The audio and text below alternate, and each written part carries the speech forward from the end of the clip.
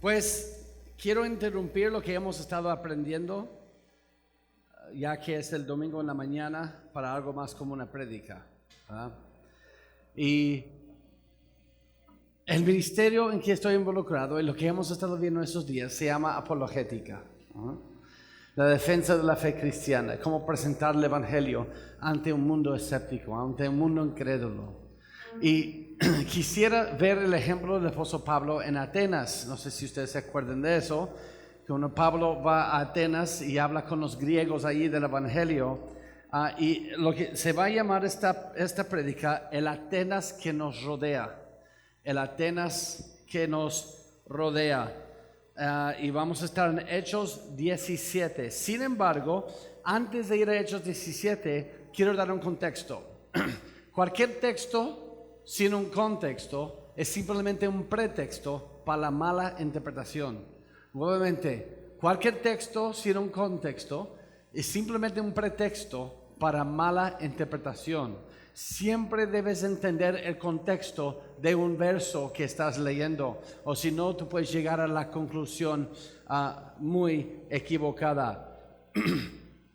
Y el contexto, estamos en el libro de Hechos, es el segundo tomo de Lucas. Lucas, que escribe su evangelio, sigue y para Hechos. Y en Hechos 1:8, Jesús, antes de ascender a la diestra del Padre, dice: pero recibiréis poder cuando haya venido sobre vosotros el Espíritu Santo, y me seréis testigos en Jerusalén, en toda Judea, en Samaria, hasta los fines de la tierra, lo último de la tierra. Y el resto del libro de Hechos muestra el parcial cumplimiento de este versículo. Todo Hechos se trata de este versículo, que el evangelio aquí va a romper barreras lingüísticas, culturales, étnicas y religiosas, para llegar un día a la República Dominicana en el lenguaje de castellano, para que ustedes y yo conociéramos el evangelio. Si no fuera por esto, el evangelio solo sería una secta entre los judíos ortodoxos de un pequeño pueblo, Jerusalén, y nunca habría salido de allí. ¿Ok? Entonces, Cristo supo que tiene que romper barreras lingüísticas, culturales, étnicas y religiosas, porque no judíos, hispanohablantes en la República Dominicana un día tenían que escuchar el evangelio, y no iba a ser eso naturalmente. ¿Ok? Y de allí, el próximo capítulo, vamos a empezar el comienzo, el inicio del cumplimiento de esto, porque ¿dónde llega el Espíritu Santo? En el día de Pentecostés, a Jerusalén. ¿Y qué acaba de decir Jesús? Seréis mis testigos en Jerusalén. Empieza Pedro a predicar el evangelio allí en Jerusalén, y muchos son contados en sus números ese día. Y luego empiezan a predicar en Judea, y luego en Samaria. Vemos eso porque ustedes se acuerdan del eunuco de Etiopía, ¿quién lo bautizó? Felipe. ¿Y dónde estaba Felipe antes que fue llevado ahí por el Espíritu? En Samaria. Entonces ya estaba predicando el evangelio en Samaria. Entonces el evangelio ya había llegado a Samaria, tal como Jesús dijo. Y luego en Hechos 10, ¿dónde se encuentra Pedro? En la casa de Cornelio. Y eso ya está aquí en Cesarea. Y se acuerdan que la iglesia llamó a cuentas a Pedro: ¡Hey! ¿Qué haces con ese impuro? Es que el evangelio está rompiendo barreras lingüísticas, culturales, religiosas, etcétera. Está rompiendo esas barreras porque tiene que llegar un día a nosotros. Y la gente se rehusaba, como siempre, a que saliera de su grupo. Y por lo que parece aquí, uno puede decir: wow, qué éxito, el evangelio ya ha llegado. Pero a veces nuestro mundo es muy pequeño, porque vamos a salir de este mapa un poquito, y todos esos círculos se encuentran aquí, en esos puntos aquí abajo. Como no se puede ver mucho aquí. Ahora el apóstol Pablo va a llevar el evangelio hasta aquí, a Atenas, a Grecia. ¿Ok? Y qué bueno, porque el evangelio tiene que pasar aquí y luego tiene que llegar a las Américas un día, ¿no? Y hay que entender a Pablo aquí. no podemos nosotros no apreciar lo que está pasando. ¿Qué es lo que sabemos del apóstol Pablo? Él era el hebreo de los hebreos. Él estudió bajo los pies de Gamaliel. Él es de la tribu de Benjamín. Él, en cuanto al celo, un fariseo de los más. Entonces, él al menos tiene como swag cuando está llegando a los pueblos con judíos hablando de Cristo. Ahí viene el mero mero, como dicen en México. Ahora, cuando llegan con los atenienses, ¿quién es Gamaliel para ellos? Un cero a la izquierda. ¿Quién es tribu de Benjamín para un ateniense? Nadie. Mira, muchacho, tú vienes a decirnos a nosotros, somos nosotros de la tierra de Sócrates. Nosotros somos la gente de Platón, quien escribió la República. Nosotros somos el lugar de Aristóteles, quien escribió más de 200 obras filosóficas. ¿A quién tú vienes a presumir?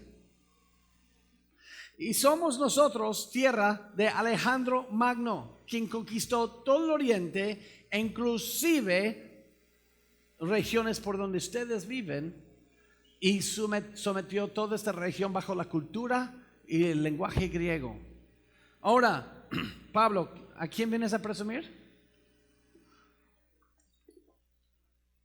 Tienen que apreciar lo que Pablo está viendo aquí. Pablo está en un lugar muy distinto. Así que con eso en mente, vamos a leer Hechos 17, versículos 16 a 34.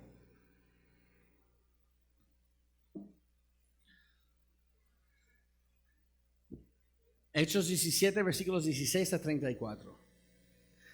Mientras Pablo se esperaba en Atenas, su espíritu se enardecía viendo la ciudad entregada a la idolatría. Así que discutía en la sinagoga con los judíos y piadosos, y en la plaza cada día con los que concurrían. Y algunos filósofos de los epicúreos de los estoicos disputaban con él. Unos decían, ¿qué querrá decir este palabrero? Y otros, parece que es predicador de nuevos dioses, porque les predicaba el evangelio de Jesús y de la resurrección. Y tomándole, le trajeron al areópago diciendo, ¿podremos saber qué es esta nueva enseñanza de que hablas? Pues traes a nuestros oídos cosas extrañas. Queremos pues saber qué quiere decir esto, porque todos los atenienses y todos los extranjeros residentes allí en ninguna otra cosa se interesaban sino en decir o en oír algo nuevo. Entonces Pablo, puesto en pie en medio del areópago, dijo, varones atenienses, en todo observo que sois muy religiosos, porque pasando y mirando vuestros santuarios, hallé también un altar en la cual estaba la inscripción al Dios no conocido, al que vosotros adoréis pues sin conocerle, es a quien yo os anuncio. El Dios que hizo el mundo y todas las cosas que en él hay, siendo Señor del cielo y de la tierra, no habita en templos hechos por manos humanas, ni es honrado por manos de hombres como si necesitase de algo, pues Él es quien da a todos vida y aliento y todas las cosas. Y de una sangre hecho todo linaje de los hombres para que habiten sobre toda la faz de la tierra, y les ha prefijado el orden de los tiempos y los límites de su habitación, para que busquen a Dios, si en alguna manera palpando pueden hallarle, aunque ciertamente no está lejos de cada uno de nosotros, porque en él vivimos y nos movemos y somos. Como algunos de vuestros propios poetas también han dicho, porque linaje suyo somos. Siendo pues linaje de Dios, no debemos pensar que la divinidad sea semejante a oro o plata, piedra, escultura de arte y de imaginación de hombres, pero Dios, habiendo pasado por alto los tiempos de esta ignorancia, ahora manda a todos los hombres en todo lugar que se arrepienten, por cuanto establecido un día en el cual juzgará al mundo con justicia por aquel varón a quien designó, dando fe a todos con haberle levantado de los muertos. Pero cuando oyeron lo de la resurrección de los muertos, unos se burlaban, Otros decían, ya te oiremos acerca de esto otra vez. Y así Pablo salió en medio de ellos. Mas algunos creyeron, juntándose con él, entre los cuales estaba Dionisio la Areopagita, una mujer llamada Damaris, y otros con ellos. Cuando yo era nuevo creyente, y voy a pedir, ¿me pueden subir un poquito el volumen? Porque voy a bajar más bajito porque se me está acabando la voz por la gripa. Yo recuerdo como nuevo creyente, yo escuchaba a la gente dar textos y yo no entendía de quién están hablando, de qué están hablando y qué tiene que ver esto con el otro. No sabía conectar a todo y me frustraba los primeros años. Entonces lo que quiero hacer con ustedes es no hacerles pasar por lo mismo. Les voy a meter en este contexto, ¿ok? Y para hacer esto primero tengo que poner aquí el ambiente. El Museo Británico de Historia es un lugar único, ¿ok? Lo que pasa es que donde los ingleses, donde ellos llevaban su imperio, al menos lo que hacían ellos es preservaban la historia de los lugares donde iban. En cambio, los musulmanes, siempre donde han llevado su imperio, destruyen toda la historia. Entonces, si vas a Londres, tienen cosas de muchos imperios del mundo allí. De hecho, cuando estuve ahí hace 3 años, me quedé con Brian Edwards. Él es autor de varios libros, como pueden ver aquí, de evidencia arqueológica para la Biblia y otras cosas. Y él es el único autor cristiano en la librería del museo. Él da recorridos del museo mostrando la historia de la Biblia en el museo. Déjenles doy un par de ejemplos. Este muro se llama el Obelisco Negro. El Obelisco Negro tiene una figura, no la van a ver ustedes en esta luz, de un emperador así y luego otro señor postrado ante él. El señor postrado ante él es el rey Jehú, el rey de Israel, del reino del norte. Y ese emperador es el emperador de Asiria, quien en el año 722 toma cautivo al reino del norte. Y esto está en la Biblia, en 2 de Reyes 9. Y este muro es de Nínive. Ahora, ¿alguien ha escuchado de Nínive? ¿Ustedes saben por qué Jonás no quiso ir a Nínive? Porque es el capital de los de Asiria, del imperio de Siria. ¿Saben lo que hacía el imperio de Siria? Hacían pirámides de los cráneos de la gente que conquistaban. Entonces, allá está Noé. Dicen, esos terroristas, Dios le dice, ve predícales el arrepentimiento. Jonás dice, no gracias. Mejor Dios, destrúyalos mejor. Es como si alguien me pide a mí que vaya con ISIS en el Medio Oriente, a los mismos que están bombardeando a la gente, que les vaya a predicar para que Dios los perdone. Y entonces Jonás no quiso ir. Y este muro estaba en Nínive. Pero ¿por qué es interesante esto? Se llama el Obelisco Negro. ¿Sabes por qué se llama negro? Porque los muros de la ciudad están quemados. Esa ciudad se quemó, Nínive. Pero ustedes saben que Dios les advierte de que los va a quemar. Porque ¿cuál es el primer profeta que les envía? ¿Cómo se llama? Jonás. ¿Sabes quién es el siguiente profeta que les envía? ¿A quién envía Dios? Nahum. Y en Nahum 3:15, porque vuelven a entrar en pecado, Nahum les dice, ahí te consumirá el fuego a Nínive. Te talará la espada, te devorará como pulgón, etcétera, etcétera. Vemos estas advertencias en Nahum. Volvieron a entrar en puro pecado, los voy a destruir con fuego. Y luego se quemó la ciudad de Nínive, en serio. Y puedes ver los muros quemados con esto en este museo británico. Otra cosa que he visto allí es este muro que tiene un león. Este muro aquí, allá. Este muro aquí es del palacio de Nabucodonosor. Entonces, si tú visitas este museo, tú puedes ver un muro que veía Daniel. Tú puedes estar de aquí a allá de un muro que veía Daniel. Y eso te mete en el contexto. Ahora, ¿por qué les digo todo esto? Porque luego hay un salón sobre Atenas. Y este salón tiene muchas estatuas y cosas de adoración de los dioses de Atenas. Y tú puedes ir pasando diciendo, quizás el apóstol Pablo estaba viendo esto cuando se enardecía su corazón. Ahora, imagínate ser el apóstol Pablo. Es un fariseo. ¿Ustedes creen que permitían idolatría en Jerusalén? No. Entonces Pablo no está acostumbrado a estar pasando y ver ese libertinaje de idolatría. Y él veía estas mismas cosas, quizás que estamos apenas mirando aquí un poquito.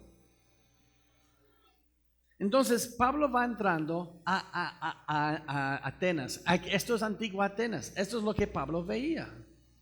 Y Pablo caminaba por aquí en antigua Atenas y vio estas estatuas que estamos viendo. Y él notó, esta gente es bien idólatra. Y él, como buen judío, quizás se estaba acordando del decálogo. Muchos llamamos los 10 mandamientos y los llamamos erróneamente 10 mandamientos. Son 10 palabras, se llaman decálogo. Y las 10 palabras, en las 10 palabras, o lo que llamamos los 10 mandamientos, él quizás se está acordando, no te irás imagen de ninguna cosa que está arriba en los cielos. Quizás estás citando de memoria con un celo religioso viendo esto. Y luego de ahí él va a la sinagoga. Ahora, ¿qué es una sinagoga? Si vas al Antiguo Testamento, hubo tiempos de la dispersión de los judíos, ¿se acuerdan? Y donde iban los judíos ya no tenían acceso al templo en Jerusalén. Y si no tienes acceso al templo, no puedes cumplir con la ley de Moisés. Entonces ellos hacían sinagogas, lugares donde ellos ponían pergaminos de la palabra de Dios. Y allí leían en los días de reposo desde la palabra de Dios. Y así ellos querían cumplir con la ley de Moisés. Y Pablo fue a la sinagoga en Atenas. ¿Qué es lo primero que viene a una persona, inquisidor, cuando está pensando en eso? ¿Habrá una sinagoga hoy día en Atenas? Sí, hay. Se llama Beth Shalom, aquí está.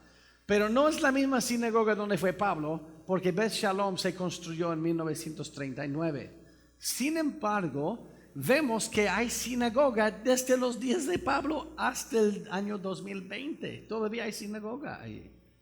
Y Pablo entra ahí y está predicando, dice el texto, a los judíos y a los piadosos. Ahora, yo sé que es un judío, ¿no? Pero ¿qué es un piadoso? ¿Alguien que se porta bien?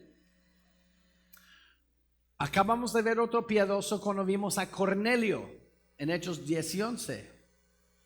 Cornelio es un piadoso. Un piadoso es una persona no judía, un gentil, que cree en el Dios de Abraham, Isaac y Jacob, pero no se hace proselito, no ha pasado por circuncisión, no se somete a la ley de Moisés, no se convierte en judío, es gentil, pero le gusta escuchar del Dios de Abraham, Isaac y Jacob, ora a él y cree en él. Eso es lo que llaman piadoso. Entonces Pablo está en la sinagoga y sabemos del historiador Josefo, que es el historiador judío de los tiempos de Jesús, un poco después de los tiempos de Jesús. Josefo habla de los pergaminos que están en las sinagogas. Los pergaminos que estaban en las sinagogas es el mismo contenido que tenemos hoy en el Antiguo Testamento. Mismito contenido, nada más ni nada menos. ¿Ok?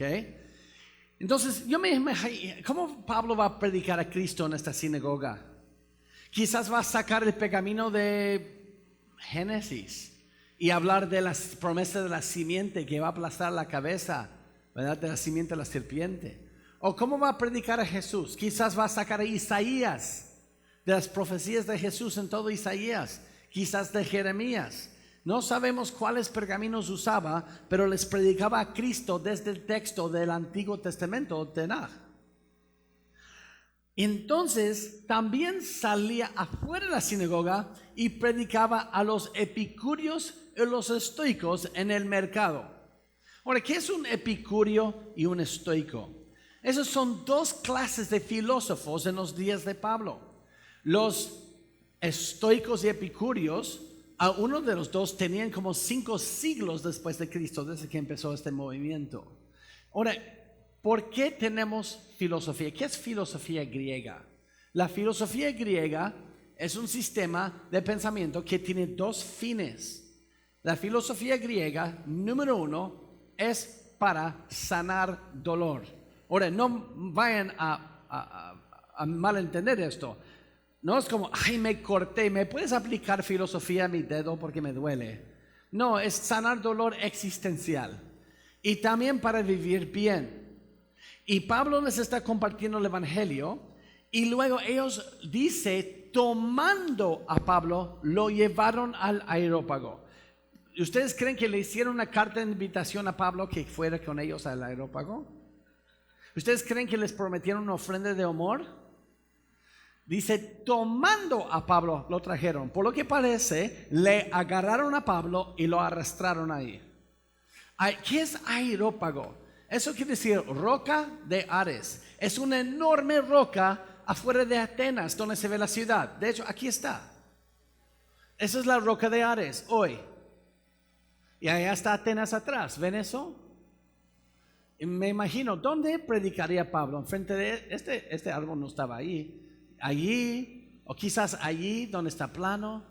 Pero tú puedes visitar hoy a esta roca y ver dónde Pablo predicó el evangelio.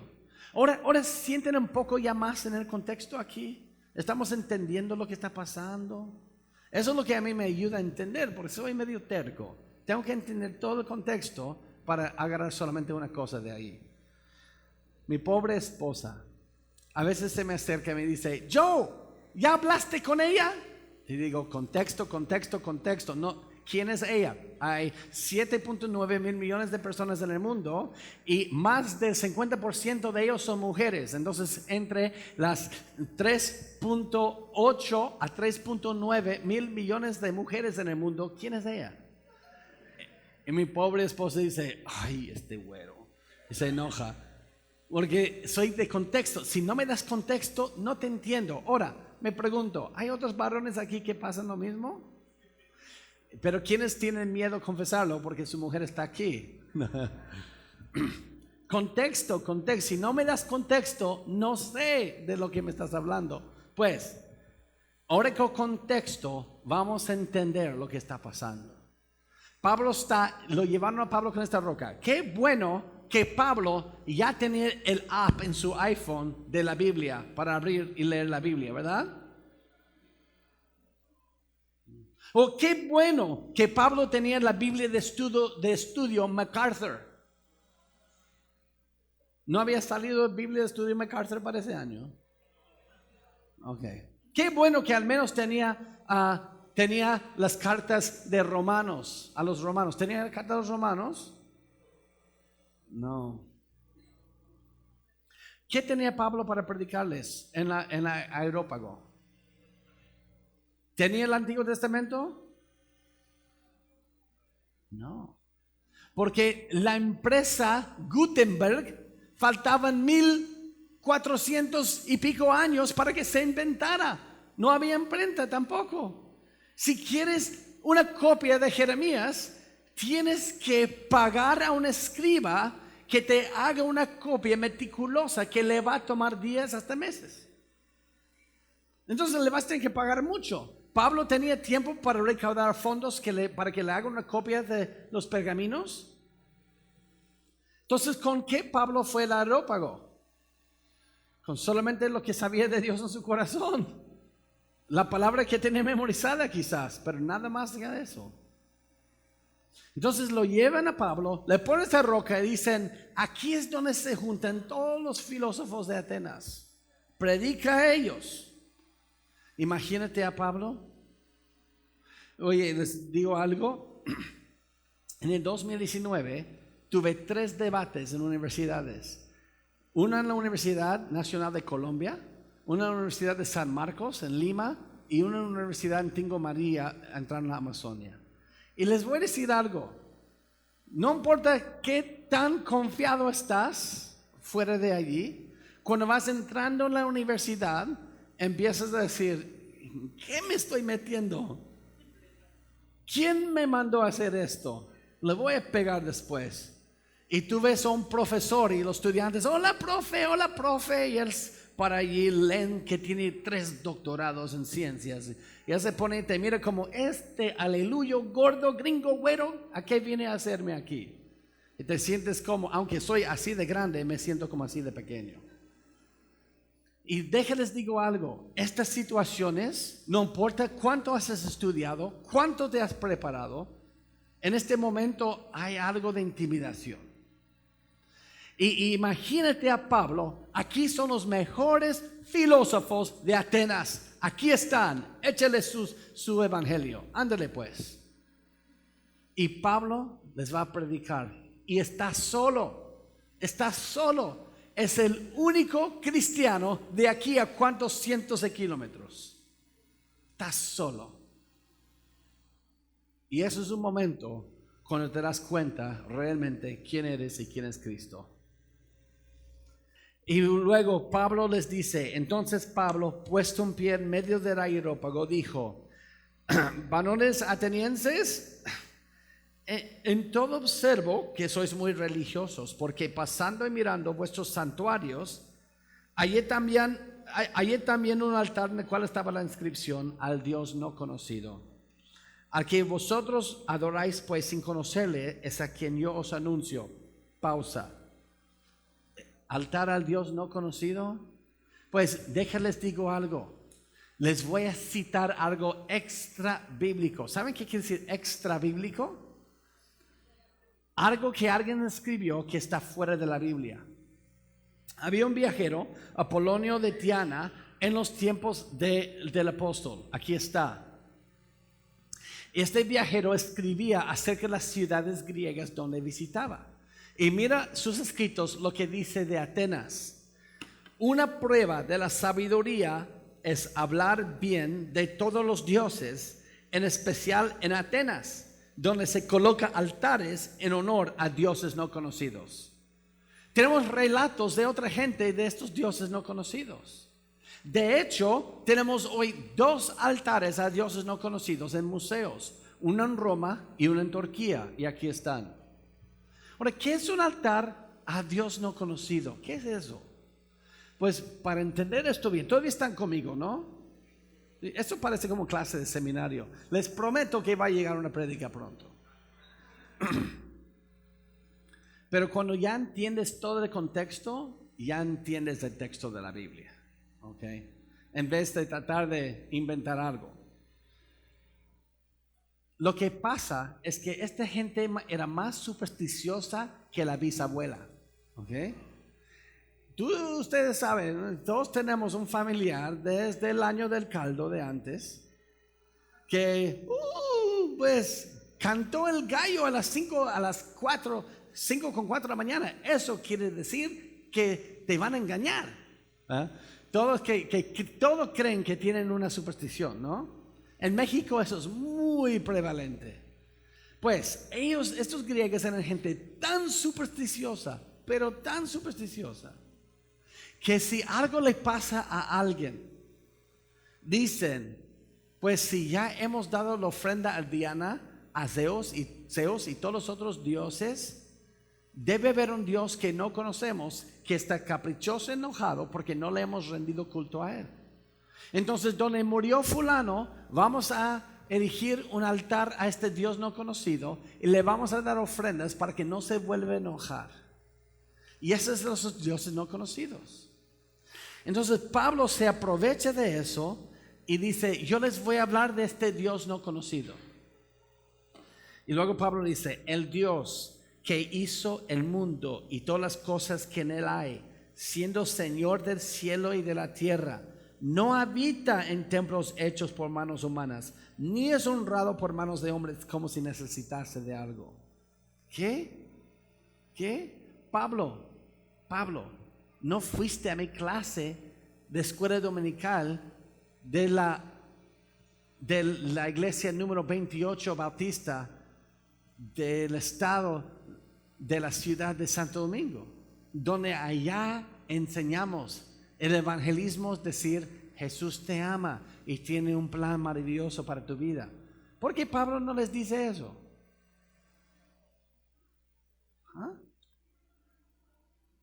Es porque la manera que hoy hacemos evangelismo muchas veces no es bíblica.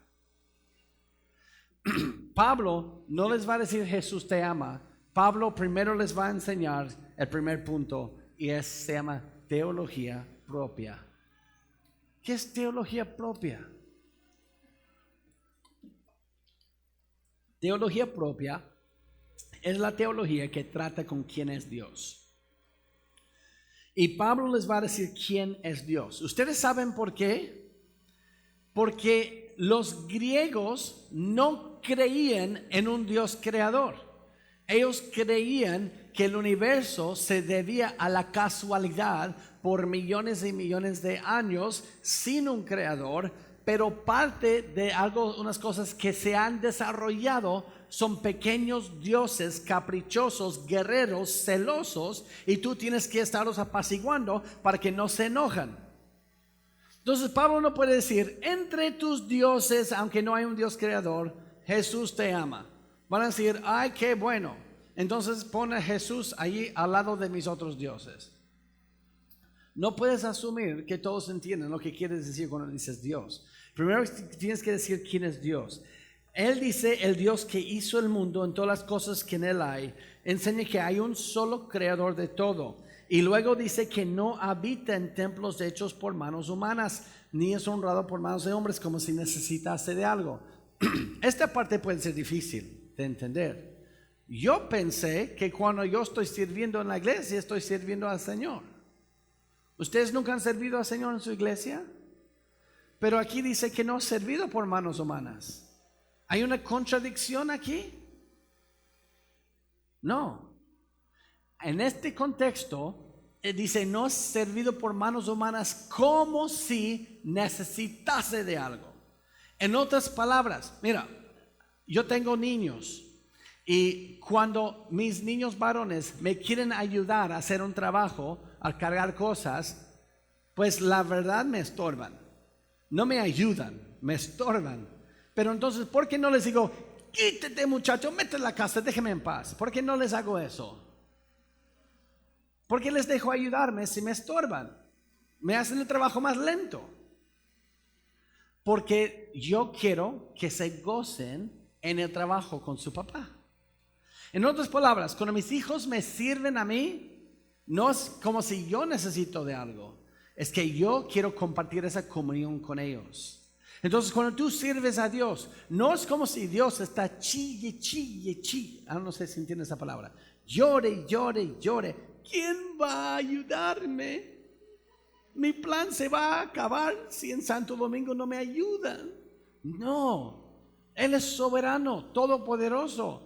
Entonces si tú sirves a Dios, no es porque Él necesita algo de ti, es porque tú necesitas algo de Él. Y es esa comunión con Él que tienes a servir en su reino.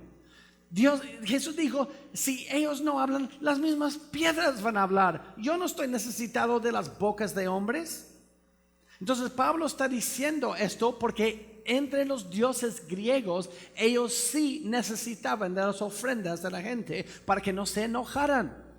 Eran tan celosos, más celosos que la mujer de la novela. Bien celosos estos diositos.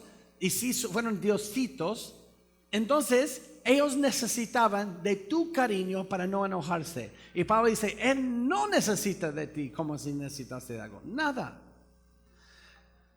Ok, déjales llevo un principio aquí para entender. Estos griegos fueron inherentemente ateístas. ¿Por qué debemos saber eso? porque estamos tratando con la misma clase de gente hoy. Ok, en la era patrística de la iglesia, en la historia de la iglesia, esos del año 100 a 400 más o menos, habían lo que se llaman los padres de la iglesia. No son padres como sacerdotes, son como líderes. Y hoy los llamamos padres. Y uno de ellos se llama Basilio de Cesarea. Me imagino que es difícil leer eso, pero mira lo que escribió Basilio de Cesarea en el IV siglo acerca de estos griegos. En el principio creó Dios los cielos y la tierra. Y luego está citando Génesis 1. Dice, me detengo asombrado con admiración con este pensamiento. Los filósofos de Grecia han hecho mucho para explicar la naturaleza, tal como los evolucionistas hoy. Y ninguno de sus sistemas ha permanecido firmes y sin estar sacudidos, cada uno siendo descartado por su sucesor. Refutarlos es en vano. Ellos mismos hacen lo suficiente para destruirse entre sí. Pero miren lo que continúa diciendo aquí. Aquellos que fueron demasiado ignorantes para llegar al conocimiento de un Dios no podían permitir que gobernaba una causa inteligente en el nacimiento del universo. Parece que está hablando en contra de un ateo hoy, ¿no? Mira, engañados por su inherente ateísmo, les parecía que nada gobernaba o reinaba en el universo y que todo se debía a la casualidad. ¿No les parece una clase de biología en la universidad? Para que entendamos las teorías hoy del evolucionismo, naturalismo, no son nada nuevo. No es como antes el hombre fue religioso y ahora ha avanzado con la ciencia. Solamente están tomando prestado de la cosmogonía y la cosmología griega. Esta de la evolución y todo no es nada nuevo, no es como hemos avanzado algo. De hecho, los griegos creían en la evolución. No hay nada nuevo bajo el sol. Entonces, Pablo está hablando con estos mismos griegos. Ahora, estamos llegando a ser muy como técnicos ahora, ¿no? Así que escúcheme muy bien. En nuestro contexto, en la República Dominicana, 2014 después de Cristo. Ahora, ¿ustedes se acuerdan por qué digo 2014? Sí, es un... Ok, para los que no son nerds, 2020. Ok, ¿cómo podemos entender esto? Mira, no asumamos que cuando se pronuncia en la República Dominicana Dios, Diosito, Cristo, Señor, etc., en nuestra cultura que estamos hablando del único Dios trino de las Escrituras. No asumas. La sociedad ha optado por cambiar la verdad de Dios, según Romanos 1, para una versión inventada del Dios de sus propias imaginaciones entenebrecidas. Aunque en nuestra cultura latina lo llaman por el mismo nombre. En otras palabras, tú puedes decir, Pablo primero les va a decir quién es Dios en vez de decir que Jesús te ama. Porque son griegos. No sabían de quién es Dios. Oye, mis hermanos, en la República Dominicana usan la palabra Diosito, Señor, Cristo y tampoco saben quién es Dios. No asumamos porque lo llaman por el mismo nombre que nosotros que estamos hablando del mismo Dios. Porque si no es el Dios de las Escrituras, como lo muestran allí, no estamos hablando del mismo Señor. Hay que decir primero a la República Dominicana quién es Dios. Y Pablo luego dice en el versículo 25, la segunda parte, por eso pongo B, pues Él es quien a todos da vida y aliento y todas las cosas. De una sangre ha hecho todo el linaje de los hombres para que habiten sobre toda la faz de la tierra. Pablo ahora les va a enseñar antropología. ¿Quién es el hombre? Oye, Pablo, ¿cuándo les vas a compartir el evangelio? Solo tienes unos minutos con ellos, se te van a ir, se van a aburrir. Pablo va a decir quién es Dios y quién es el hombre. ¿Saben por qué? Porque los griegos pensaban que el hombre es soberano y para que se haga tu voluntad como hombre soberano, tú pagas ofrendas a los diositos para que obedezcan tu voluntad. En otras palabras, necesitaban ver que Dios es soberano y tú estás al servicio de Él, no es al revés. Pues no hacemos lo mismo. En el país donde yo vivo, los narcos ponen imágenes de la Virgen de Guadalupe y de Jesús, del corazón sagrado y todo eso, de niño de Atoche, Santo Niño, lo ponen sobre sus cargas para que aduana no las vea, para darles protección espiritual sobre su cocaína. Ustedes saben que si tú hablas con los aduaneros en el aeropuerto, ¿sabes una de las señales que ellos saben hay cocaína en esta maleta? ¿Sabes cuáles son? Si ven una Biblia allí. Porque los narcos ponen una Biblia, un insignia religioso para que haya cobertura espiritual, para que los perros y los de la aduana no ven la coca, para que los santos protejan mi cocaína. Eso es exactamente lo que están haciendo estos griegos. En otras palabras, no podemos asumir que cuando dicen mi Jesús, la gente usa a Jesús para protegerse, para ir a matar a otra gente. No podemos asumir que están hablando de la misma persona. Pablo les enseña que Dios es quien da a todos vida y aliento. El hombre es creación especial de Dios y depende de Él. Y luego Pablo les enseña algo muy interesante. Esto les va a gustar. ¿Todavía están conmigo? ¿El calor no está enfadando? ¿Estamos bien? Ok, cuando empiezo a ver como zombies mirándome, es que me empiezo a preocupar. Ya me pasé, ¿no? Pero estamos bien, ¿verdad? Ok, miren lo que dice. Pablo les enseña primero. ¿Qué les enseña?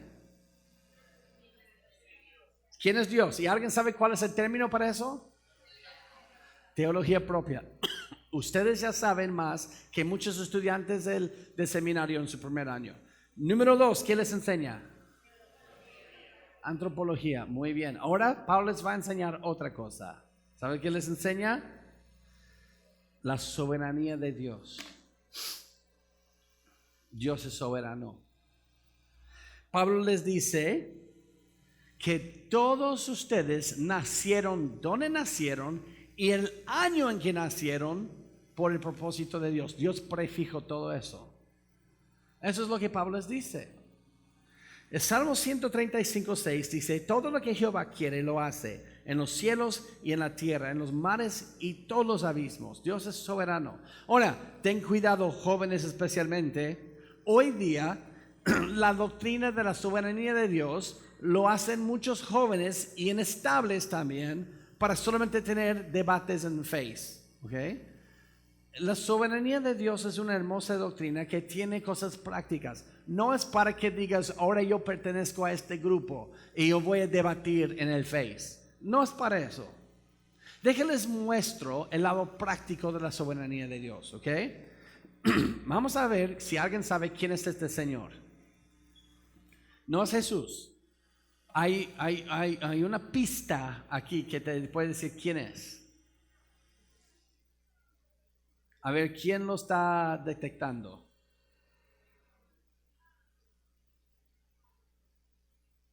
Nadie. Deben ganarse unos puntos de uno de los dos grupos que lo adivina. Yo no soy para darles puntos, pero deben poder ganar. No, Moisés. Hay una pista muy obvia. José. ¿No me pueden decir por qué saben que es José? Túnica de colores. Muy bien. Si yo fuera un director aquí, le diera puntos a su equipo, pero no soy, así que luego les doy una mordida para que le den. Ok, José, vamos a ver el lado práctico de la soberanía de Dios, ¿ok? No para debates, sino el lado práctico. Por casualidad, el padre de José le hace ese túnico de colores y por más razón sus hermanos no lo quieren. Y luego su padre lo manda de chismoso. ¿Qué están haciendo tus hermanos? Chisméame lo que ves. Y luego sus hermanos lo echan al pozo. ¿Se acuerdan de eso? Lo van a matar. Sus hermanos malvados. Y luego Dios hace que pase una caravana de ismaelitas. ¿Quiénes son ismaelitas? Pues Abraham, Isaac, Jacob, José. Pero Abraham tuvo otro hijo con otra mujer, Ismael. Entonces sus primos lejanos estaban pasando y van en camino a Egipto. Y sus hermanos se les ocurre, mejor lo vamos a vender a esclavitud. Vamos a sacar una feria, como dice el mexicano, que canta cuando habla. Y lo llevan como esclavo y lo venden a Potifar. Y allá en la casa de Potifar está bien, pero luego pasa algo raro. El próximo capítulo se interrumpe esta historia que parece una película y vamos a hablar de uno de los hermanos de José que se llama Judá. Y Judá es uno de los hermanos malvados. Perdón, hay niños aquí. Se mete con su nuera que se hace pasar por prostituta, se llama Tamar, y se queda embarazada y tiene gemelos y uno se llama Fares. Ok, gracias Dios por Génesis 38. La aplicación de la prédica hoy es aguas con la nuera. Ok, vamos a seguir la prédica. Como que está como fuera de lugar este capítulo. Ahora les digo eso de manera retórica porque vamos a volver a eso. Entonces la historia vuelve a José y todo le va bien en la casa de Potifar y luego la mujer de Potifar lo ve como joven y guapo, es piña, ya entendí eso para los que me entienden, es piña, como Axel allá atrás, es piña, y luego, ¿sí me entendieron? Y luego ella le quiere poner las manos y él dice no, ni en contra de Dios, ni en contra de Potifar, no lo haré. Entonces, lo que pasa es que ella dice que él quiso algo con ella y lo echa en la cárcel y él es inocente. ¿Ok? Entonces él llega a la cárcel y allá en la cárcel conoce a un panadero y a un copero. Y a través del poder de Dios puede interpretar sus sueños. Muy bien. Entonces él interpreta que al panadero lo van a matar, así que ya no le sirve nada a José, porque a este lo van a matar. Pero el copero te van a restaurar. Y cuando te restauran, dile al faraón que yo soy inocente, que me echaron aquí. Muy bien. Entonces su best friend forever, su BFF en Facebook y Instagram, quien le sigue, se le olvida de su amigo, lo deja pudriendo en la cárcel otros 2 años. Y luego al faraón tiene un sueño raro que nadie puede interpretar. Y su BFF dice, ya me acuerdo de mi mejor amigo que está pudriendo en la cárcel. Él puede interpretar el sueño. José interpreta por el poder de Dios el sueño que va a haber 7 años de abundancia seguido por 7 años de hambre. Se acuerdan de esto, ¿no? Ok. Y José le da unos planes al faraón que tanto le gusta, que le saca a José de la cárcel y lo hace segundo bajo faraón sobre todo Egipto. Y muchas veces en la iglesia hasta allí llegamos. Y ahora en el siglo XXI tenemos memes, ¿no? Entonces vamos a hacer un meme de este versículo. Aleluya. Cuando Dios quiere verte en un palacio, amén. Nadie podrá mantenerte en un pozo.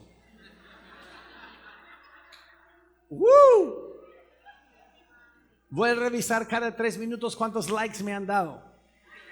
Y luego voy a regañar a mi amigo cuando roba mi imagen sin compartir, sin ponerme a mí. Oye, qué bonito se escuchó tu interpretación. Pero luego, ¿qué pasa?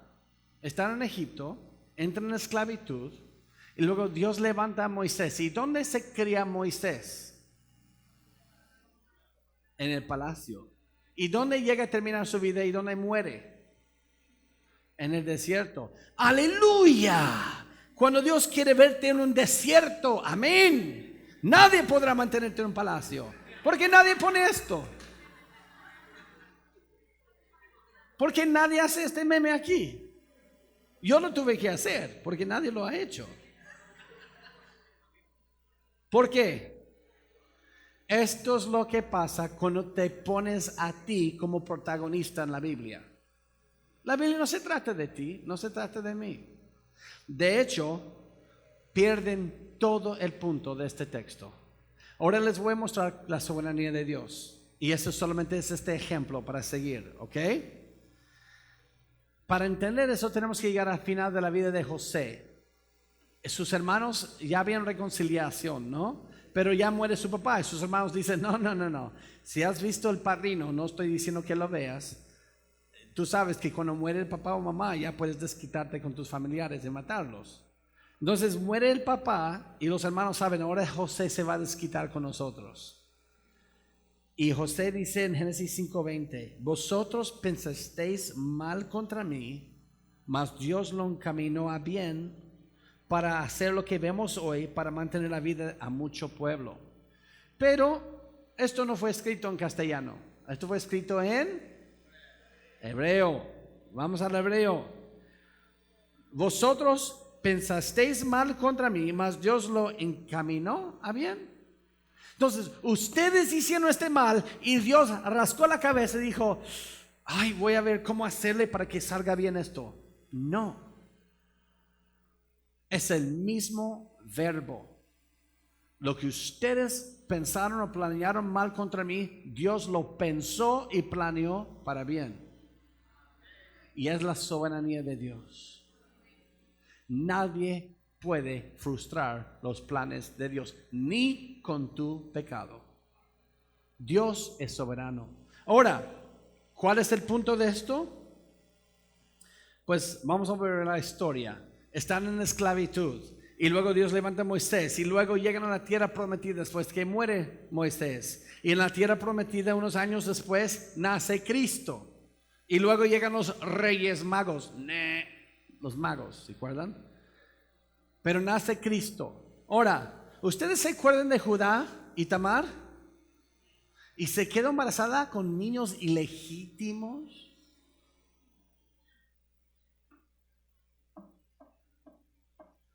¿Qué hubiera pasado a la familia de José si José no estuviera en la cárcel para interpretar el sueño? ¿Qué hubieran pasado en los 7 años de hambre? Muerto. ¿Sabes por qué? Porque ¿qué hizo la familia de José durante el hambre? Fueron a Egipto porque ya no había comida. ¿Y qué hubiera pasado con esos niños ya adolescentes, gemelos? No hubieran tenido comida. Ay, pues eran esos niños, ¿quién les importa? Son de la familia más fea del mundo. No. Uno de esos niños es del tatarabuelo de Jesús.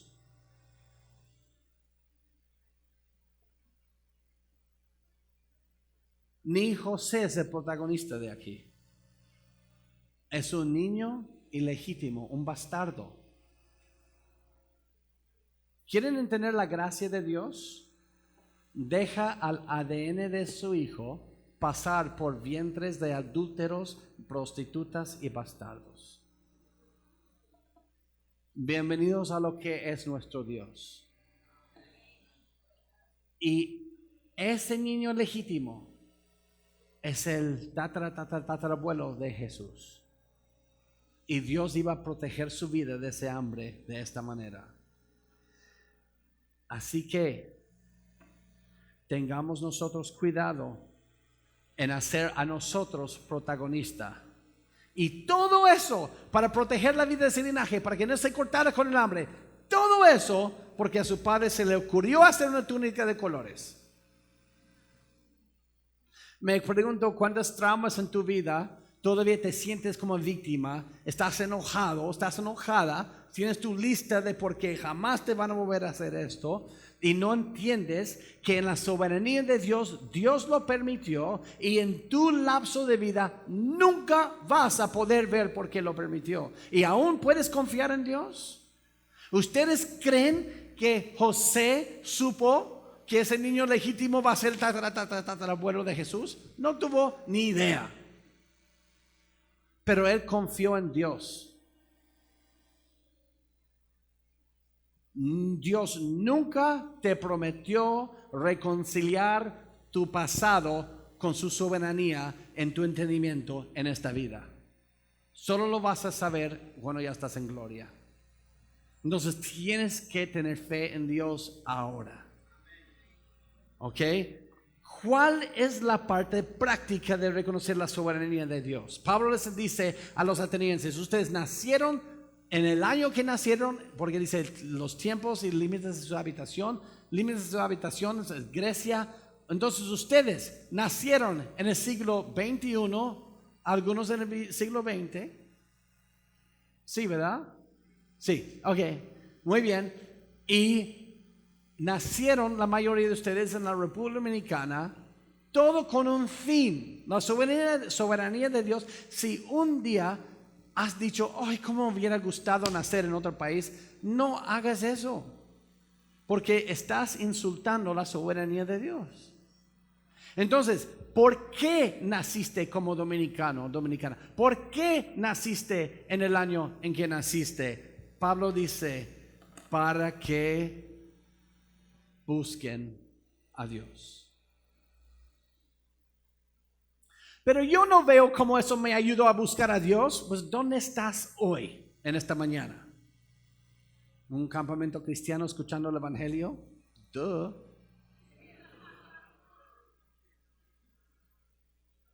¿Estuvieras aquí si no hubieras pasado por eso? Nope. Pero Pablo dice algo, pero tú ves, entonces, ¿dónde estaba Dios cuando me violaron? ¿Dónde estaba Dios cuando violaron a mi mamá? ¿Dónde estaba Dios cuando murió mi papá? ¿Dónde estaba? ¿Por qué Él estuvo esperándome aquí en el campamento? ¿Por qué no estuvo allá? Pablo dice, aunque ciertamente no está lejos de cada uno de nosotros.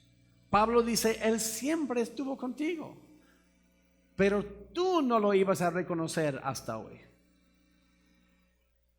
Dios estuvo contigo en esos momentos y años de desesperación, pero tuviste que pasar por lo que pasaste no para que Él llegara, sino para que tú te dieras cuenta que Él siempre estuvo allí. Y mis hermanos, hasta que tú puedes conectar los puntos de tu pasado con la soberanía de Dios, vas a vivir y morir víctima. Y déjales digo algo. Las víctimas nunca progresan en la vida y dejan traumados a sus hijos. Hasta la fecha, cuando he tratado de comunicarme con mi mamá y tratar de ministrarle, nunca nos ha pedido perdón por todo lo que nos hizo. ¿Sabes lo que me dice? No, es que cuando yo era niño mi madre hacía así. Entonces ella ha vivido toda su vida como una víctima. Y déjales digo algo. Mi mamá está por cumplir 68 por ahí, quién sabe ahora. ¿Y saben qué? Ella ha dejado en toda su vida cicatrices de gente tirada que ha lastimado. Y ha pasado, creo ya 3 matrimonios. Y ha dejado a niños dolidos, ha dejado a gente dañada. Y ella, al final de su vida, mirando hacia atrás, en vez de ver a toda la gente que ha lastimado, ¿sabes lo único que dice? Yo soy víctima. Porque ella nunca ha reconciliado la soberanía de Dios con su juventud. Y ¿sabes qué? Tú vas a hacer lo mismo. Si tú no puedes reconciliar tu pasado, tu contexto de tu familia con la soberanía de Dios, tú vas a lastimar a toda la gente en tu vida y aún creer que tú eres víctima, que no has hecho nada malo. Y Pablo está diciendo a esos atenienses, tú tienes que reconciliar tu vida con la soberanía de Dios.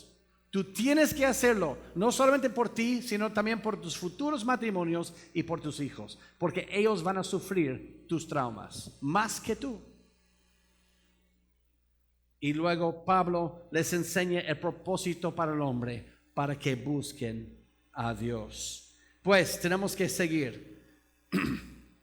Hay un problema. El hombre no puede buscar a Dios por sí mismo porque el pecado nos ha afectado tanto. Dice el apóstol Pablo en Romanos 3, 10 al 11, como está escrito, no hay justo ni aun uno, no hay quien entienda, no hay quien busque a Dios. Juan 6, 44, Jesús dice, ninguno puede venir a mí si el Padre que me envió no lo trajere, y yo lo resucitaré en el día postrero. En otras palabras, el día que tú encontraste a Dios, o si todavía no estás en Cristo, el día que tú busques a Dios, no te puedes dar las gracias por haberlo hecho. Qué bueno soy que al final yo busqué a Dios. No, Dios permitió todo en su vida para que atraerte al Hijo. Así que tú debes dar gracias a Dios porque Él te trajo aquí. Él te trajo aquí. Y luego dice el apóstol Pablo, porque en Él vivimos y nos movemos y somos. Como algunos de vuestros propios poetas también han dicho, ¿por qué linaje suyo somos? Pablo está citando a dos filósofos aquí. Ahora, mira, qué raro. En una prédica, ¿tú crees que tu pastor debe subir y empezar a citar a Platón? Los mayores pastores aquí lo sacan de la iglesia. Oye, tú citas la Biblia en esta iglesia, no te citan los filósofos paganos. Pero Pablo no los está citando para darles una lección. Ellos ya saben lo que dicen sus propios filósofos.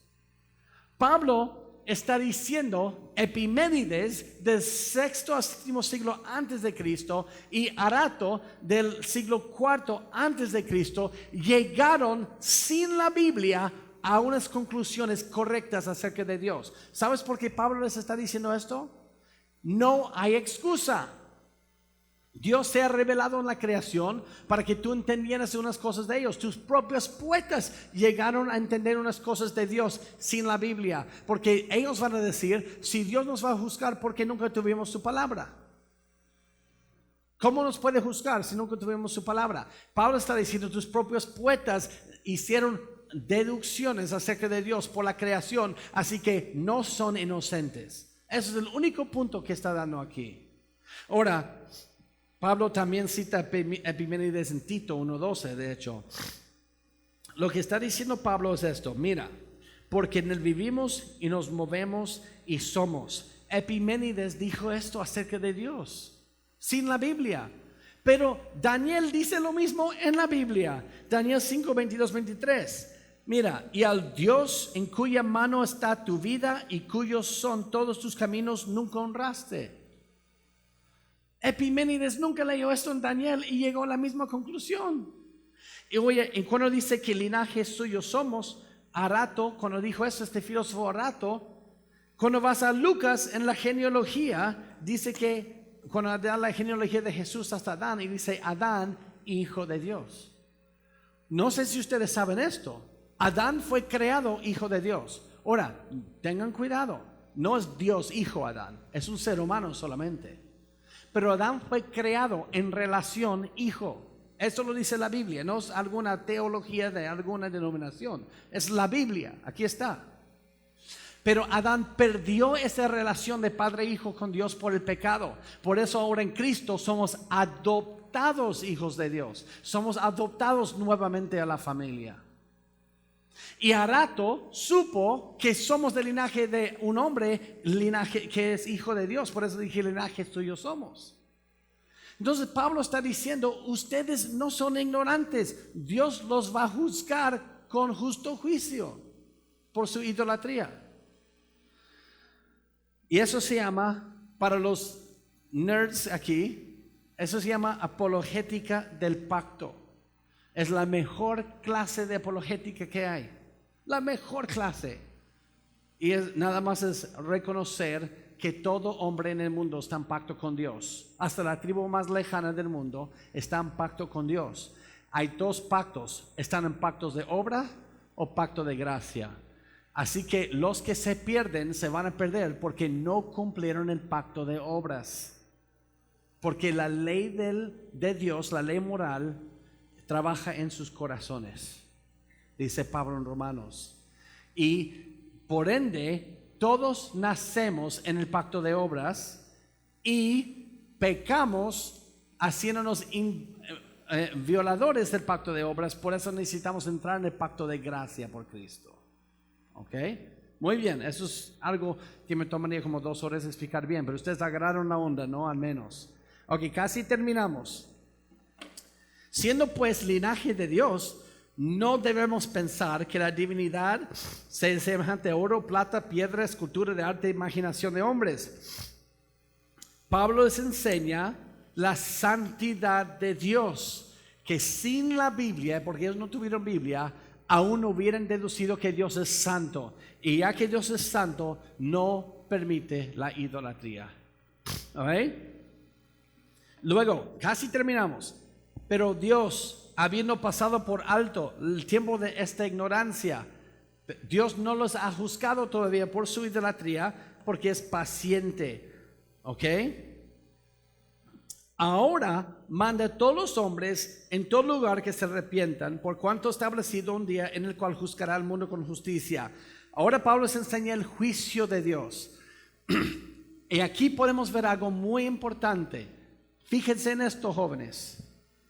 Muchas veces los cristianos empezamos evangelizando, hablando del juicio de Dios. Van al infierno si no tienen a Cristo. Pablo no aprobaba ese método. Este es el penúltimo punto de su sermón, de hablar del juicio. Pero a veces vamos al otro extremo. Jesús te ama y tiene un plan maravilloso para tu vida. Pablo tampoco enseña eso. En ninguna parte de toda la Biblia está. Pablo les dice quién es Dios, quién es el hombre, que la soberanía de Dios, que es el plan de Dios para el hombre, que es la santidad de Dios, y luego dice que es la paciencia de Dios, y luego el juicio de Dios. Y después de enseñar eso, Pablo les enseña quién es Cristo como el remedio del juicio de Dios. Mira, juzgará al mundo con justicia por aquel varón. Ahora está hablando de Cristo. Por primera vez en toda la prédica va a mencionar a Cristo. Por aquel varón a quien designó, dando fe a todos con haberle levantado de los muertos. Ahora, ten cuidado aquí. ¿Dios ha dado fe a todos en Cristo? No. La mayoría no tienen fe en Cristo. Entonces, ¿por qué dice Dios dio fe a todos con haberle levantado de los muertos? Este lenguaje griego quiere decir Dios confirmó a todos para que tengan fe que Él es el Hijo verdadero de Dios a resucitarle. ¿Ok? Eso es lo que eso quiere decir. Pero mira lo que dice aquí. Dios va a juzgar el mundo a través de ¿quién? Según este versículo. ¿Alguien sabe? A través de Cristo. ¿Cuántos aquí supimos eso? Ustedes saben que Cristo no solamente viene para salvar a nosotros, viene para juzgar al mundo. Pablo enseña los dos roles del Hijo de Dios. En su segunda venida, Cristo será juez para algunos y salvador para otros. Es por eso que la Biblia le llama a Cristo 3 veces un escándalo. Porque Él viene a juzgar a los perdidos y a salvar a sus hijos. Punto. El punto central es Cristo, su muerte y su resurrección. Como les enseñé ya eso hoy, Cristo es un escándalo para los que van a ser juzgados por Él. Pero termina así. Cuando oyeron lo de la resurrección de los muertos, unos se burlaban, otros decían, ya te oiremos acerca de esto otra vez. Así Pablo salió en medio de ellos, mas algunos creyeron juntándose con él. Mira, el punto de ruptura para ellos fue la resurrección. Y hay una razón por qué eso, porque los eran gnósticos. Y los gnósticos, ellos no quieren otro cuerpo de materia porque ellos quieren escapar del cuerpo. Entonces la resurrección les parece una burla. Y unos se burlaron, unos querían escuchar más, algunos creyeron. Ok, qué bueno, pues ¿cómo vamos a terminar esta prédica demasiado larga ya? puntos prácticos. Número 1, Atenas existe hoy día. Aquí está. Aquí está Atenas. Atenas nos rodea a todos. Y cuando pases por Atenas, vas a ver idolatría. Y a veces la idolatría, como dije, tiene mismos nombres que nosotros usamos. En mi país, hasta Cristo aparece en tortillas quemadas. No sé si tienen algo parecido aquí. Pero ten cuidado antes de llegar y decir, bola de idólatras, van a quemar como chicharrones del infierno. Ten cuidado con eso. Porque ustedes saben que aunque Pablo se enardecía, su espíritu vino a la idolatría, cuando estaba enfrente de ellos, usó una palabra que se llama tacto. Se vale el tacto. Él dice, varones atenienses, en todo observo que sois muy religiosos. Aunque el enardecía el espíritu vino a la idolatría. Hermanos, un día un hermano en la Ciudad de México me dijo, mira, hermano Owen, quiero salir a la Ciudad de México y tumbar todas sus estatuas e imágenes de la Virgen de Guadalupe. Quiero tumbar todo por el celo que tengo por esta idolatría. Le dije, ¿qué me recomiendas? Digo, no, présteme dinero porque lo van a matar, ya no voy a tener que devolverle dinero, ¿no? Le dije, mira, tú puedes tumbar todas las imágenes en la ciudad y no vas a quitar la idolatría ni un pico. Porque la idolatría no está en imágenes, la idolatría está en el corazón. Mira, mis hermanos, la gente está en idolatría porque no han sido renovados por Cristo. Así que la única respuesta a la idolatría es el Evangelio.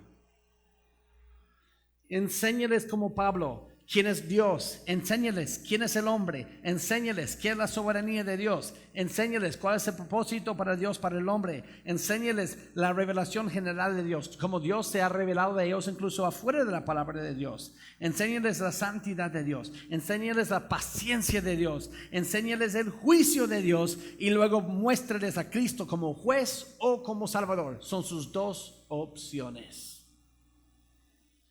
Y luego Pablo salió de Atenas y fue a Corinto.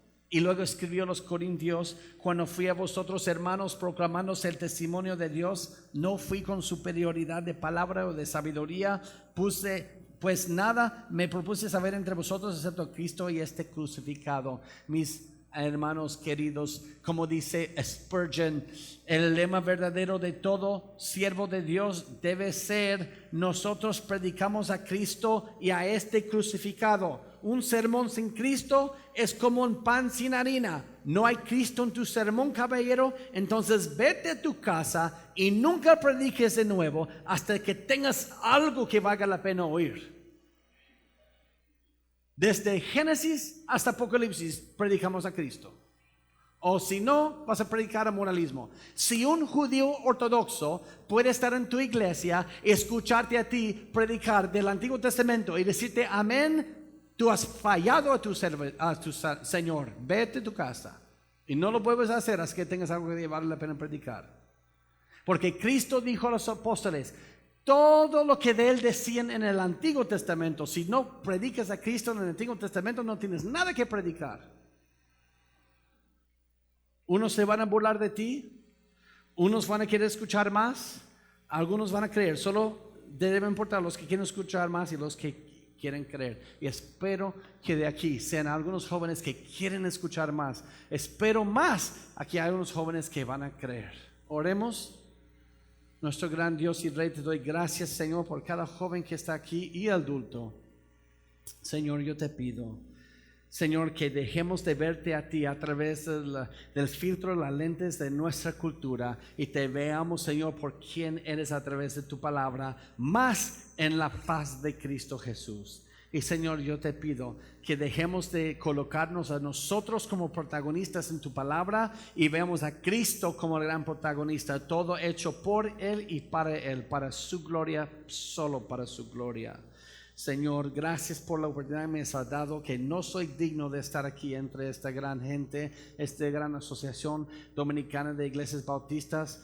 Señor, yo te pido que a través y a pesar de mi debilidad, que te glorifiques al ministrar a los hermosos corazones, los que están aquí, y aún malvados también, pero tu evangelio es mayor que la maldad de sus corazones. Señor, gracias, te pido, Señor, te pido, glorifícate a salvar, a edificar, a ministrar a estas preciosas almas. En el nombre de Cristo Jesús te pido. Amén.